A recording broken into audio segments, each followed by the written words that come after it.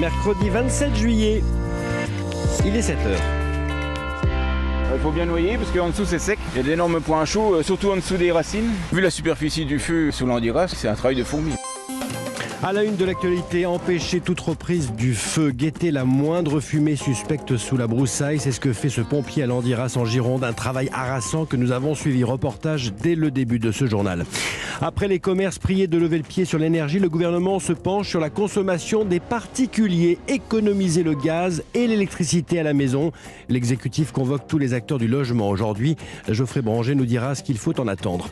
Empêcher la pénurie et les ruptures d'approvisionnement, ça passe aussi par la relance de la centrale à charbon de Saint-Avold en Moselle. Remise en route en urgence et rappel en catastrophe des salariés licenciés. À la clé, hausse de salaire et primes exceptionnelles. Et puis le football, Bordeaux fixé ce soir sur son avenir en Ligue 2 dans la prochaine demi-heure sur Europe 1. 7h13 à lire dans la presse ce matin. 7h16, retour sur Actu aujourd'hui, la carrière de Marianne Faithfull. 7h22, les compétitions de l'été, gros plan bien sûr sur Allemagne-France ce soir 21h, demi-finale de nos Françaises dans l'Euro 2022. Europe 1. Et c'est Christophe Lamarre qui vous présente le journal de 7h. Bonjour Christophe. Bonjour Thierry, bonjour à tous. Il faut se méfier de l'eau qui dort, dit-on. Le proverbe tout aussi valable pour le feu. On parle d'ailleurs de feu dormant et c'est précisément contre ça que se battent les pompiers de Gironde. À la Teste de Bûche comme à l'Andiras, les incendies sont fixés mais pas éteints. Certains foyers sont à peine détectables. Sous la tourbe et les herbes sèches, le feu couve à l'abri des regards. C'est lui que les pompiers traquent inlassablement.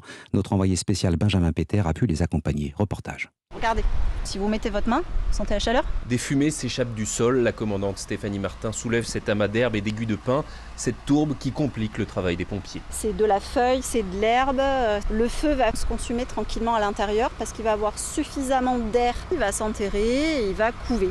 Donc il peut progresser comme ça sur des dizaines de mètres.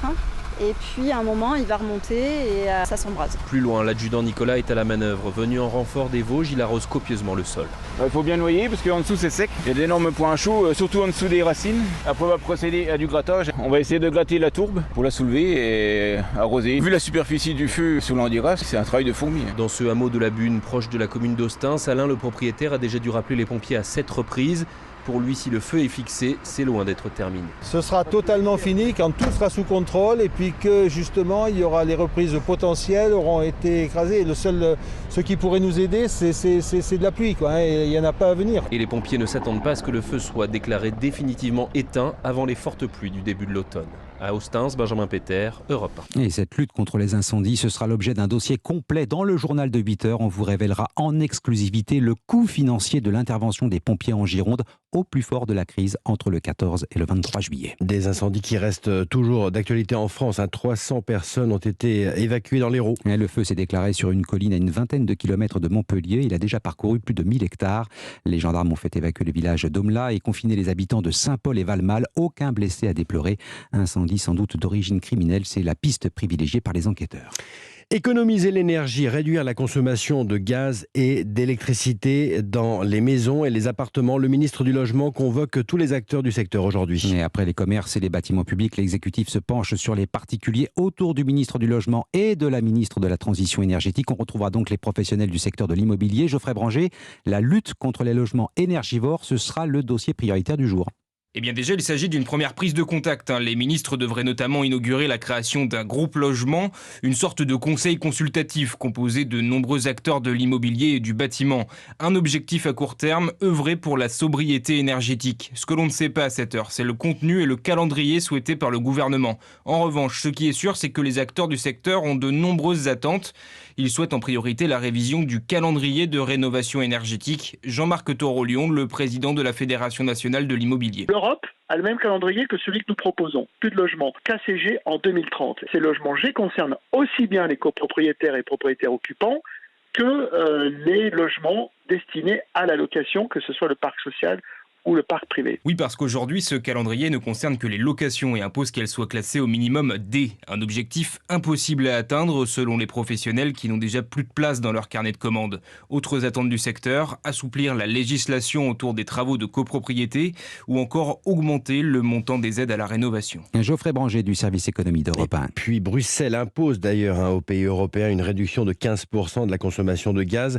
Pas sûr que cela suffise à prévenir les pénuries. La France relance sa centrale à charbon à Saint-Avold en Moselle. La décision fait bondir les écologistes mais ravit les ex-salariés de l'usine. Fermée depuis mars dernier, elle doit rouvrir en catastrophe.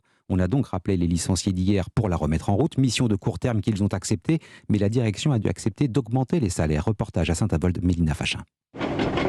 Les pelleteuses gravissent à nouveau les montagnes noires de charbon du parc de la centrale de Saint-Avold. Le lieu a comme ressuscité en 4 mois. On voit des énormes tas de charbon qu'on ne voyait plus fin mars. Fin mars, il n'y avait plus rien. Au moment de la fermeture de l'usine, Joseph Schiavone, chef d'équipe, perd son emploi comme ses 70 collègues et obtient un congé de reclassement. Quand sa direction l'a rappelé, il n'a pas hésité bien longtemps à reprendre du service. Depuis le 1er avril, je suis à la maison et ça peut être agréable à certains temps. Mais oui, j'ai quand même encore quelques années devant moi avant d'être en retraite, il fallait que je retrouve une activité. Et Gazelle Énergie, le propriétaire du site, a des arguments convaincants pour inciter ses anciens salariés à signer un CDD de 6 mois. Camille Jaffrelot, porte-parole du groupe. Nos salariés aujourd'hui étaient payés à la maison et c'est pas en les payant la même chose qu'à la maison on motive nos personnes à revenir. Donc on augmente les salaires d'à peu près 5%. Et puis on a mis en place des bonus jusqu'à 5 800 € brut mensuels. Je crois que c'est une juste rémunération compte tenu de tout ce qui s'est passé les dernières années. Jusqu'au 31 mars prochain, la centrale à charbon va donc à nouveau produire un tiers de l'électricité consommée dans le Grand Est. La plupart des salariés prendront ensuite pour de bon leur retraite ou travailleront sur le nouveau projet du site autour des énergies renouvelables. Saint-Avold de Mélina Fachin, Europe 1. Voilà, le charbon qui n'est pas vraiment un ami du climat, c'est même tout le contraire, on va dire. Justement, une illustration du réchauffement climatique en Suisse. La limite du 0 degré s'élève encore un peu plus. Et cela témoigne aussi d'un juillet exceptionnellement doux au-dessus de l'Europe. La France va probablement connaître son mois le plus sec depuis 1958. Et de l'autre côté des Alpes, la météo suisse relève le plafond du 0 degré à 5140 mètres d'altitude, du jamais vu depuis 27 ans en Europe. Guillaume Dominguez, c'est un record dont on se passerait bien. Oui, alors en réalité, le niveau de l'isotherme n'est qu'un indicateur. Mais il nous informe que les sommets européens sont soumis à une importante période de chaleur particulièrement précoce cette année. Le 18 juin dernier, Météo France relevait déjà plus de 10 degrés sur la pointe du Mont Blanc à 4809 mètres. Les conséquences de ces températures à une telle altitude sont catastrophiques selon les chercheurs du CNRS.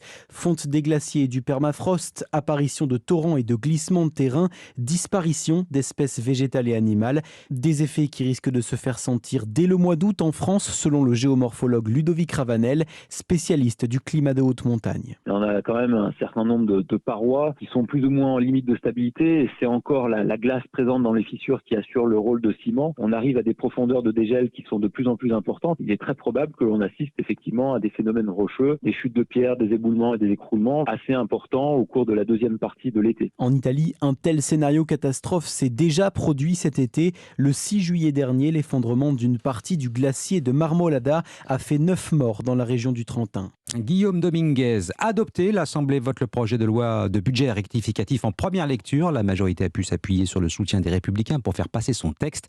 Il acte notamment la fin de la redevance audiovisuelle et la renationalisation d'EDF. Le projet de loi va maintenant passer devant le Sénat. Allez, du football pour terminer ce journal. Bordeaux saura aujourd'hui s'il reste en Ligue 2. Oui, les Girondins sont suspendus désormais à la décision de la Fédération française de football qui se réunit ce matin, Cyril de la Morinerie. Oui, le sort de Bordeaux dépend de 14 personnes. Parmi les membres du COMEX de la Fédération, on retrouve notamment le président de la Ligue, Vincent Labrune, le patron de l'OL, Jean-Michel Aulas, et bien évidemment Noël Le Graët, le président de la Fédération, qui avait qualifié il y a 2 ans Gérard Lopez d'acrobate de la finance, estimé au début du mois que Bordeaux avait pris des risques un peu insensés. Mais depuis, les Girondins ont gonflé leur dossier avec des éléments nouveaux. D'abord, le tribunal de commerce de Bordeaux assure sûr que le club a les reins suffisamment solides pour jouer en Ligue 2. Les Girondins ont réduit leur dette de 75%. La vente de l'attaquant Sékou Mara à Southampton devrait rapporter 11 millions d'euros. Mais surtout, le CNOSF a rendu un avis positif et estime que la mesure annoncée par le gendarme financier est excessive. Le sort de ce monument du foot français dépend des sages de la fédération qui n'ont pas toujours suivi le CNOSF. Strasbourg et Le Mans avaient été recalés après avoir convaincu le comité national olympique. Cyril de la Morinerie du service des sports d'Europe 1 et puis du football, le championnat d'Europe féminin demi-finale ce soir. France-Allemagne à 21h. Allez les Bleus. C'était le journal de Christophe Lamar. À tout à l'heure Christophe.